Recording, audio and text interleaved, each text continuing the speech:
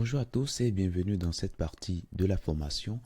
Alors tout à l'heure nous avons parlé rapidement du langage CSS, sommes rentrés un peu dans l'historique, nous avons vu son parcours.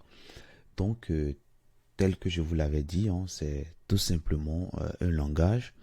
Alors on dira souvent un langage côté client.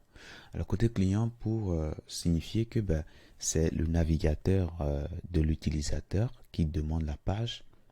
C'est ce navigateur qui sera capable de lire le code CSS et de mettre en application ce qu'il y a à l'intérieur de ce code-là. Ok.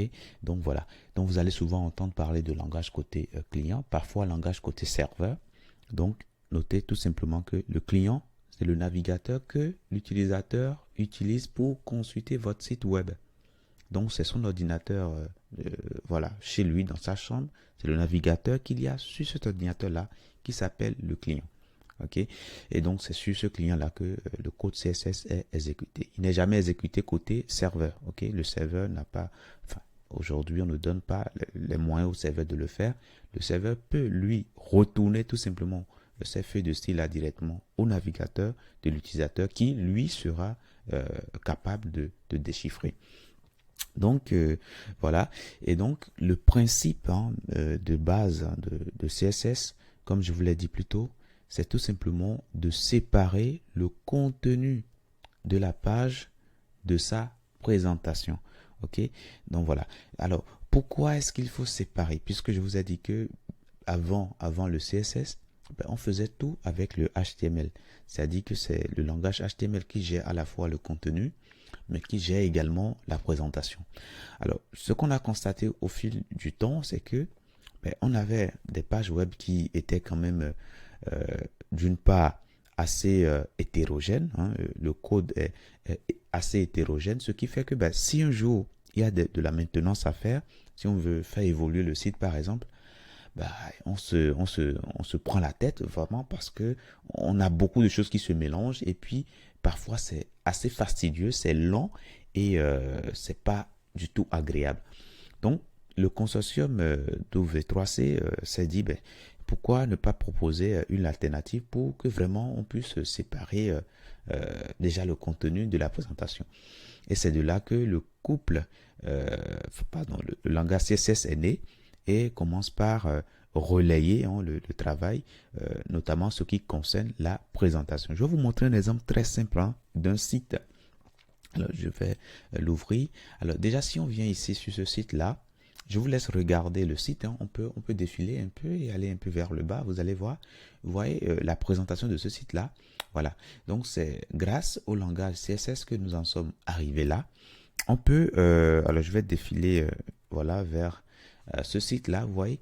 Alors, qu'est-ce que vous voyez? Vous voyez quand même un décor qui n'est pas du tout le même que le décor qu'on a vu tout à l'heure. Vous voyez? Donc voilà. Donc on peut continuer. On peut continuer, aller sur voilà, la page suivante. Vous voyez un tout petit peu. Vous voyez ce que ceci donne. Vous voyez la présentation. Voilà, c'est grâce au CSS que nous avons tout ceci. Voilà. Alors on peut continuer. Alors là, j'irai un peu plus vite. Voilà. Vous voyez cette présentation. On peut aller encore sur une autre présentation. Vous voyez ceci. Voilà. Je peux voilà, défiler un tout petit peu. Comme ça, vous puissiez voir. Je peux aller sur ce qui suit. Voilà. Vous voyez ceci. Et sur là, sur ceci également. Vous voyez. Alors, ce que je peux vous dire, et que vous n'allez peut-être pas me croire tout de suite, c'est que tous ces sites-là que je vous ai montrés, toutes ces pages-là que je vous ai montrées, en gros, toutes ces pages ont le même code HTML. Ok, ils ont le même code HTML. Pas de différence, le même. Ok, il n'y a que les feuilles de style qui diffèrent.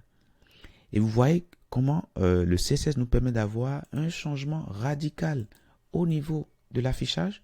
Vous voyez que ce que je vois ici en face de moi et ce site que je vois ici en face de moi n'a rien à comparer avec ce site que je vois en face de moi ici.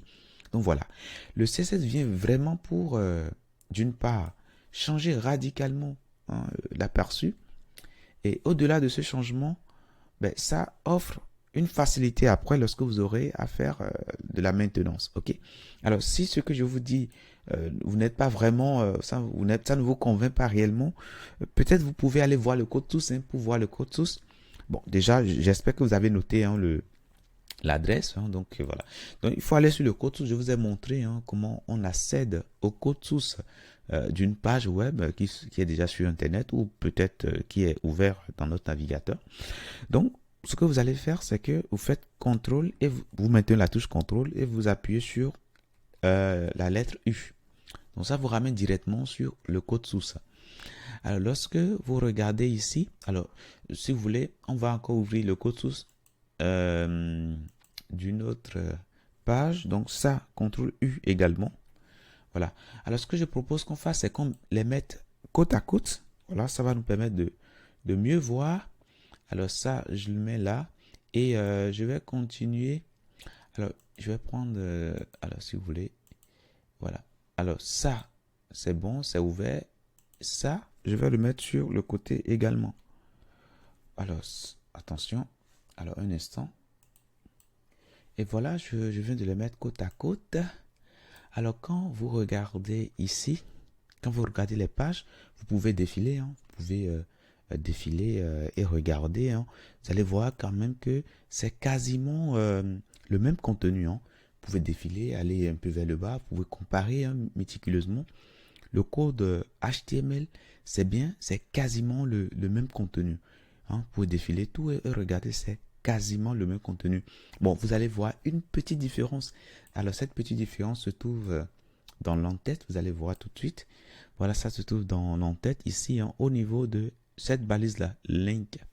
Voilà. Lorsque vous regardez ici, vous allez voir que nous avons 214 et puis slash 214.css, alors qu'ici nous avons 216 et puis 216.css. En gros, c'est cette ligne-là qui crée toute la différence. Vous voyez, c'est cette ligne-là. Puis c'est cette ligne-là qui intègre le langage, enfin, le code CSS à la page HTML.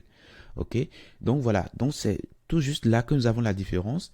Et quand vous regardez déjà l'aperçu, vous voyez que l'aperçu, entre les deux aperçus, il n'y a rien de... Enfin, quand vous montrez ça à quelqu'un, il ne peut pas vous dire vraiment que c'est le même site en fait. Vous voyez.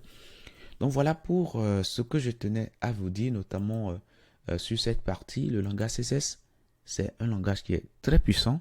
Je suis très content de l'aborder avec vous. Je vous dis merci et à tout de suite dans la prochaine.